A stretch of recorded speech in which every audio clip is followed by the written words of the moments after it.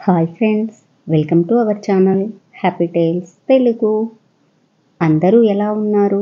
అందరూ బాగుండాలని ఆశిస్తూ ఈరోజు కథలోకి వెళ్ళిపోదాం. ఒకరోజు శివపురం ప్రక్కనే ఉన్న కృష్ణాపురం నుండి ముగ్గురు గ్రామస్తులు న్యాయం కోసం మర్యాద రామన్న దగ్గరకు వచ్చారు. ఆ ముగ్గురిని సాదరంగా ఆహ్వానించి కాఫీ పలహారాలు పెట్టిన తరువాత, ఇప్పుడు చెప్పండి, మీ ముగ్గురు ఏ పని మీద నన్ను చూడటానికి వచ్చారు అని అడిగాడు. అయ్యా, నా పేరు శివుడు. నేను కుమ్మరిని. కుండలు తయారు చేయటానికి మట్టిని ఎప్పుడూ ఈ భూషయ్య దగ్గరే కొంటాను. నిన్న ఉదయం కుండలు చేయటానికి నేను మట్టిని జల్లిస్తూ ఉంటే అందులో విలువైన 3 వజ్రాలు దొరికాయి. రెక్కాడితే కాని డొక్కాడని పేదవాడిని. ఆ భగవంతుడే ఇన్నాళ్ళకి నన్ను కరుణించాడని ఆనందపడ్డాను. కానీ ఈ భూషయ్య నాకు దొరికిన వజ్రాలను తనకు చెందుతాయని నిన్నటి నుండి నాతో తగువు పడుతున్నాడు. తమరు ధర్మప్రభువులు, మీరే నాకు న్యాయం జరిపించండి అంటూ తన దగ్గరున్న వజ్రాలను రామన్నకు అందించాడు. శివుడు చెప్పింది శ్రద్ధగా విన్న రామన్న భూషయ్య వంక చూస్తూ, ఏం భూషయ్య, శివుడు చెప్పింది నిజమేనా అని అడిగాడు. అందుకు భూషయ్య ఈ విధంగా చెప్పాడు. అయ్యా, శివుడు చెప్పింది 100కి 100 పాళ్ళు నిజమే. కానీ శివుడు మీకు ఓ విషయం చెప్పకుండా దాటేశాడు. అదే అసలు కిటుకు. శివుడికి తోలిన మట్టిని ధర్మయ్య పొలం నుండి డబ్బు పెట్టి కొన్నాను. కానీ శివుడు మాత్రం నా దగ్గర అరువుకు తోలించుకున్నాడు. ఆ డబ్బులు నాకింతవరకు ముట్టనే లేదు. తమరే చెప్పండి, శివుడికి వజ్రాలు దొరికిన మట్టికి హక్కుదారుడు శివుడా, నేనా? ఆ మట్టిలో దొరికిన సొత్తుకు హక్కుదారుడిగా శివుడికి చెందడం న్యాయమా, నాకు చెందడం న్యాయమా? తమరు ఏం న్యాయం చెప్పినా తూచా తప్పకుండా పాటిస్తాను. దొరికిన సొత్తు హక్కుదారుడికి చెందడమే న్యాయం. ఇప్పుడు ఆ మట్టిలో దొరికిన ఈ 3 వజ్రాలకి మీ ఇద్దరిలో నిజమైన హక్కుదారుడెవరో తేల్చాలి. ఇదేనా మీ తగవు అని అడిగాడు మర్యాద రామన్న. ఇంతలో 3వ వ్యక్తి ముందుకు వచ్చి ఇలా చెప్పాడు. అయ్యా, వాళ్ళిద్దరూ చెప్పింది విని తీర్పు చెప్పకండి. నేను చెప్పింది కూడా పూర్తిగా విన్నాక న్యాయం చెప్పండి. నా పేరు ధర్మయ్య. ఈ భూషయ్యకు మట్టి అమ్మింది నేనే. ఆ మట్టికి తగ్గ డబ్బులు భూషయ్య నాకు చెల్లించాడు. కానీ అందులో ఒక చెల్లని నోటు ఉంది. చెల్లని నోటును నాకు అంటగట్టిన భూషయ్య ఆ మట్టికి హక్కుదారుడు ఎలా అవుతాడు? కావాలంటే ఈ నోటును పరిశీలించండి అంటూ చిరుగులు పడ్డ నోటును మర్యాద రామన్నకు అందించాడు. ఆ నోటును అందుకొని పరిశీలించిన రామన్న, నిజమే, ఈ నోటు చెల్లుబాటు కాదు. ధర్మయ్య చెప్పిన దాంట్లో ధర్మం ఆలోచించవలసిందే అన్నాడు. వెంటనే భూషయ్య, అయ్యా, ఈ ధర్మయ్య పేరులోనే కానీ ప్రవర్తనలో ధర్మం లేదు. నేను ఇతని పొలంలో మట్టి కొని 10 రోజులయ్యింది. ఈ 10 రోజులలో నాకు 3 సార్లు ఎదురుపడ్డాడు. కానీ ఈ నోటు గురించి ఒక్క మాట కూడా అడగలేదు. ఈ మట్టిలో వజ్రాలు దొరికాయని తెలియగానే ఆశ పుట్టి దుర్బుద్ధితో ఈ పన్నాగం పన్నాడు. చెల్లని ఈ నోటుకు విలువలేనట్లే ధర్మయ్య మాటలలో ధర్మానికి విలువలేదు. వెంటనే శివుడు కల్పించుకుంటూ, అయ్యా, ఆ మట్టిలో వజ్రాలు దొరికాయని తెలియగానే దుర్బుద్ధి పుట్టింది ధర్మయ్యకి మాత్రమే కాదు, ఈ భూషయ్యకు కూడా. నాకు మట్టి అరువుకు తోలేటప్పుడు కుండలు చేసి అమ్మినాక గాని అతడికి డబ్బులు ఇవ్వనని ముందే కరాఖండిగా చెప్పాను. అందుకు ఒప్పుకున్నాకే నేను మట్టిని అరువుకు తోలాను.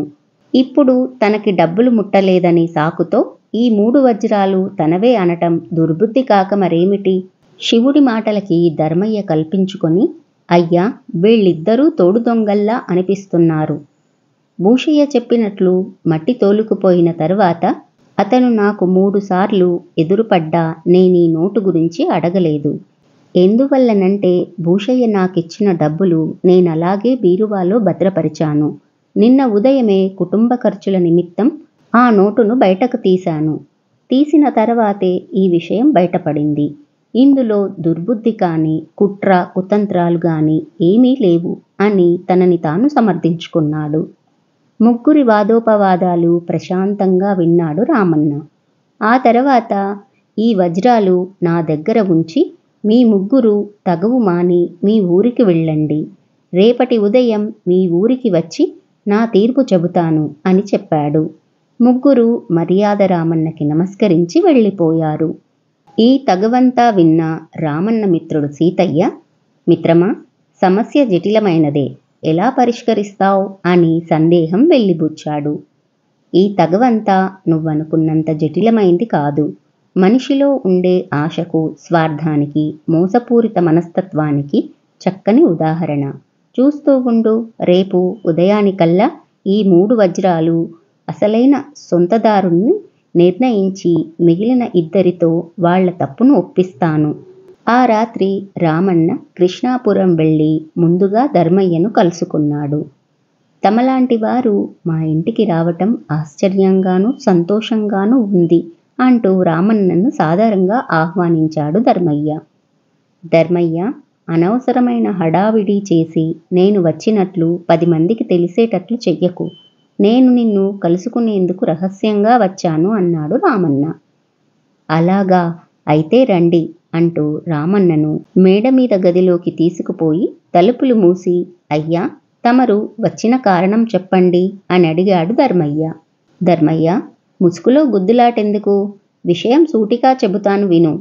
ఆ నోటు భూషయ్య ఇచ్చింది కాదని విషయం నీకు తెలుసు, నాకు తెలుసు. ఆ 3 వజ్రాలు కొట్టేయటానికి నువ్వు వేసిన ఎత్తుకి నాకు మతిపోయింది. రేపు నీ పక్షాన తీర్పు చెబుతాను. మరి నాకేమిస్తావ్? అయ్యా, మీరు చెప్పింది నిజం. ఉదయం నుంచి మీరు ఎవరి పక్షాన తీర్పు చెబుతారా అని సతమతమైపోతున్నాను. కలిసొచ్చే కాలానికి నడిచొచ్చే కొడుకన్నట్లు తీర్పు నా ఇంటికి నడిచొచ్చింది. మీ రుణం నేనుంచుకోను. మీరు తీర్పు నా పక్షాన చెప్పినట్లయితే ఆ 3 వజ్రాలలో 1 వజ్రం తమకి సమర్పించుకుంటానికి నాకేం అభ్యంతరం లేదు. సంతోషం ధర్మయ్య, కానీ ఇద్దరూ తెలివైన వాళ్ళు. ఏదైనా ఒప్పందం చేసుకుంటే అది నోటి మాటల్లో కాక రాతల్లో ఉండాలనుకుంటారు. నీ తెలివితేటలు ఇవాళ ఉదయం చూశాను కదా, అందుకే మనిద్దరి ఒప్పందాన్ని ఒక పత్రం మీద రాసుకుందాం అన్నాడు రామన్న. ఒక్క క్షణం ఆలోచించాడు ధర్మయ్య. పత్రం రాసిన తరువాత తను రామన్న వాట ఎగ్గొట్టినా అతనేం చెయ్యలేడు. తన ఊళ్ళోనే కాక చుట్టుప్రక్కల 16 ఊళ్ళలోనూ అతడు సరైన న్యాయం చెబుతాడని పేరుంది. పత్రం బయటపడితే తనకంటే అతనికే నష్టం అని మనసులో తర్కించుకొని రామన్న కోరిన విధంగా పత్రం రాసి అందించాడు. ఆ తరువాత భూషయ్యను కలుసుకున్నాడు. అయ్యా, ఇది కళా నిజమా? తమ వంటి వారు ఇంత రాత్రివేళ నా ఇంటికి రావడం నా ఇల్లు పావనమైంది అంటూ సాదరంగా ఆహ్వానించాడు భూషయ్య. సిరి ఎంతటి వ్యక్తినైనా తన దగ్గరకు నడిపించుకొస్తుంది. నేను వచ్చిన విషయం సూటిగా చెబుతాను విను. 3 వజ్రాల విషయంలో ఏం తీర్పు చెప్పాలా అని ఎంతోసేపు ఆలోచించాను. న్యాయం ధర్మయ్య పక్షం ఉందనిపించింది. అందుకే ధర్మయ్యను కలుద్దామని బయలుదేరాను. కానీ దారిలో నా మనసు మారి నీ దగ్గరకు వచ్చాను. రేపు మీ పంచాయతీలో తీర్పు నీ పక్షం చెబుతాను. ఇందుకు కృతజ్ఞతగా నువ్వు నాకేమిస్తావు? అయ్యా, మీ అభిమానానికి కృతజ్ఞతగా ఆ 3 వజ్రాలలో 1 వజ్రం ఇచ్చుకుంటాను. అంతకు మించి వేరే ఏదన్నా ఇచ్చుకునేంత ధనవంతుడిని కాదు నేను అన్నాడు భూషయ్య. భలేవాడివి భూషయ్య, రోగి కోరింది వైద్యుడు ఇచ్చాడట. నాకు కావలసింది ఇదే. కాకపోతే మన ఒప్పందం నోటి మాటల్లో కాకుండా ఓ పత్రం రాసుకుందాం. అప్పుడు మనలో ఎవరి మాట తప్పినా ఆ పత్రం సాక్ష్యంగా ఉంటుంది. పత్రం అనగానే ఒక్క క్షణం ఆలోచనలో పడ్డాడు భూషయ్య. ధర్మయ్య ఆలోచించినట్టే భూషయ్య ఆలోచించాడు. పత్రం వల్ల తనకి వచ్చే నష్టమేమీ లేదు. ఆ 3 వజ్రాలు మాత్రమే పోతాయి. కానీ రామన్నకి పరువు మర్యాదలు, పేరు ప్రఖ్యాతలు పోతాయి అనుకొని రామన్న కోరిన విధంగా పత్రం రాసి రామన్న చేతిలో పెట్టాడు. భూషయ్య ఇంటి నుంచి సరాసరి శివుడింటికి వెళ్ళాడు రామన్న. శివుడు, అతని భార్య అప్పుడే భోజనానికి కూర్చుంటున్నారు. రామన్నను చూసి కంచం ముందు నుంచి లేవబోతున్న అతన్ని వారించి అతని పక్కనే పీఠం వేసుకొని కూర్చొని, అమ్మా, నాకు ఆకలేస్తుంది, అన్నం వడ్డించు అన్నాడు. క్షమించండయ్యా, రెక్కాడితే కాని డొక్కాడని వాళ్ళం. ఏ పండుగలకో పబ్బాలకో తప్ప మా ఇంట్లో వరి అన్నం ఉంటుంది. మిగతా రోజుల్లో గంజన్నమే. పచ్చిమిరపకాయలు మాకు పంచపక్ష పరమాన్నాలు, ఇది తమ బోటివారు తినలేరయ్యా అందా ఇల్లాలు. ప్రేమాభిమానాలు నిండిన ఏ పదార్థమైనా పంచపక్ష పరమాన్నాలేనమ్మా. నిద్ర సుఖమెరగదు, ఆకలి రుచెరగదు. ఆ గంజి నాక్కూడా పోయమ్మా అని గంజి త్రాగి బయటకు వచ్చి ఆరు బయట ఉన్న నులక మంచం మీద కూర్చున్నాడు. రామన్న వెంటే బయటకు వచ్చిన శివుడు చేతులు కట్టుకొని నిల్చొని, అయ్యా, మీరు తీర్పు చెబుతానన్నది రేపు ఉదయం కదా. ఈ రాత్రివేళ నా ఇంటికి రావడంలో ఏదో అర్థం ఉన్నట్లు తోస్తుంది. అదేమిటో చెప్పండి. శివుడు, నీకెలా చెప్పాలో నాకర్థం కావట్లేదు. ఏం చెయ్యాలో తోచక నేను నీ దగ్గరకు వచ్చాను. ఉదయం నీవిచ్చి వెళ్ళిన వజ్రాలు ఇంట్లో బీరువాలో భద్రపరిచాను. ఇంటికి వచ్చిన చుట్టాల పిల్లాడు వాటిని గోళీలనుకొని తీసుకెళ్ళి ఆడుకొని ఎక్కడో పారవేసి వచ్చాడు. ఎంత వెతికినా అవి కనిపించలేదు. రేపు ఉదయం తీర్పు నీ పక్షాన చెబుతాను. మర్నాడొచ్చి ఆ వజ్రాలు తీసుకోమంటాను. రేపు నువ్వురా, ఆ వజ్రాలకు తగ్గ మొత్తం నీకిస్తాను. అయ్యో, ఎంత పని జరిగిందయ్యా. న్యాయమో ధర్మమో నాకు తెలియదు, కానీ నాకు ఒక్క విషయం చెప్పండి. న్యాయంగా మీరు చెప్పాల్సిన తీర్పు ఆ 3 వజ్రాలు నాకు చెందుతాయా, ధర్మయ్యకు చెందుతాయా? తేల్చి నాకు చెప్పండి. అప్పుడు నా నిర్ణయం చెబుతాను. శివుడు న్యాయంగా నేను తీర్పు చెప్పాల్సి వస్తే ఆ 3 వజ్రాలు ధర్మయ్యకు చెందుతాయని చెప్పాలి. ఎందుకంటే నువ్వు భూషయ్య దగ్గర అరువుకే మట్టిని పోయించుకున్నావు. భూషయ్య ధర్మయ్యకు చెల్లని నోటు ఇచ్చాడు కనుక ఆ మట్టిని, అందులో సొత్తుకి నిజమైన హక్కుదారుడు ధర్మయ్య అనటంలో సందేహం లేదు. అయ్యా రామన్నగారు, రేపు పంచాయతీలో ధర్మయ్య పక్షమే తీర్పు చెప్పండి. పోయిన వజ్రాలను పోలిన గాజు ముక్కలు ధర్మయ్యకి ఇవ్వండి. అవి వజ్రాలు కావు కనుక ధర్మయ్య మిమ్మల్ని నిలదీస్తే అవి నేనిచ్చినవే అని చెప్పండి. నేను కూడా ఒప్పుకొని మీరిచ్చిన డబ్బులు అవి అమ్మగా వచ్చినవని చెప్పేస్తాను. శివుడు, బాగా ఆలోచించు. అలా చేస్తే ఈ ఊరిలో వాళ్ళందరూ నువ్వు బ్రతికి ఉన్నంతకాలం నిన్ను మోసగాడంటారు. మరేం పర్వాలేదయ్యా. నడిచే ధర్మదేవత లాంటి మీరు న్యాయం తప్పి తీర్పు చెప్పటం కంటే నాలాంటి సామాన్యుడు మోసగాడిగా మాటపడినా నష్టం లేదు. మీరు ఇప్పటి వరకు ఒక్క తప్పుడు తీర్పు ఇవ్వలేదని విన్నాను. ఇప్పుడు ఏ పరిస్థితుల వల్లనైనా అలాంటి తీర్పు ఇచ్చారంటే ముందు ముందు కూడా ఇస్తారు. 10 మందికి న్యాయం చేసే మీరు ఏ కారణం వల్ల అన్యాయం వైపు అడుగెయ్యకూడదు. వెంటనే రామన్న, శభాష్ శివుడు, నా కళ్ళు తెరిపించావు. ధనంలో పేదవాడైనా గుణంలో ధనవంతుడివని నిరూపించావు. రేపు పంచాయతీలో నీవు చెప్పినట్లే చేస్తాను అంటూ అక్కడి నుండి బయలుదేరి ఆ రాత్రి ఆ ఊరిలోనే ఉన్న పూటకూళ్ళమ్మ ఇంట్లో బస చేశాడు. మర్నాడు ఉదయం పంచాయతీకి వెళ్ళాడు రామన్న. ఆ ఊరి పంచాయతీ పరిష్కరించలేని సమస్యను మర్యాద రామన్న ఎలా పరిష్కరిస్తాడో చూద్దామని గ్రామస్తులు పంచాయతీ దగ్గర గుమిగూడి ఆసక్తిగా ఎదురుచూస్తున్నారు.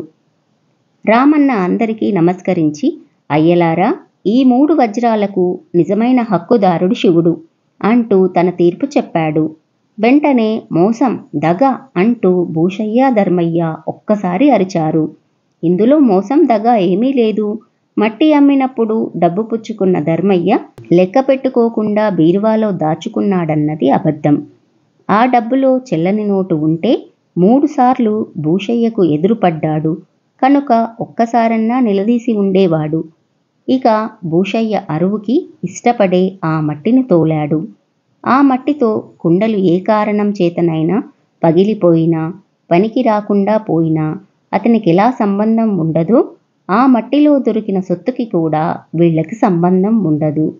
వీళ్ళు 3 వజ్రాలు కాజేయటానికి శివుడితో తగువ పెట్టుకున్నారన్నటానికి నా దగ్గర తిరుగులేని మరో సాక్ష్యం ఉంది అంటూ రాత్రి భూషయ్య, ధర్మయ్య తనకు రాసిచ్చిన పత్రాలను పంచాయతీ పెద్దలకు అందించాడు. ఆ పత్రాలను చూసిన పెద్దలు భూషయ్యను, ధర్మయ్యను చీకొట్టారు. దాంతో వాళ్ళు పశ్చాత్తాపడి తాము దుర్బుద్ధితోనే శివుడితో తగువ పడ్డామని అందరి ముందు ఒప్పుకున్నారు.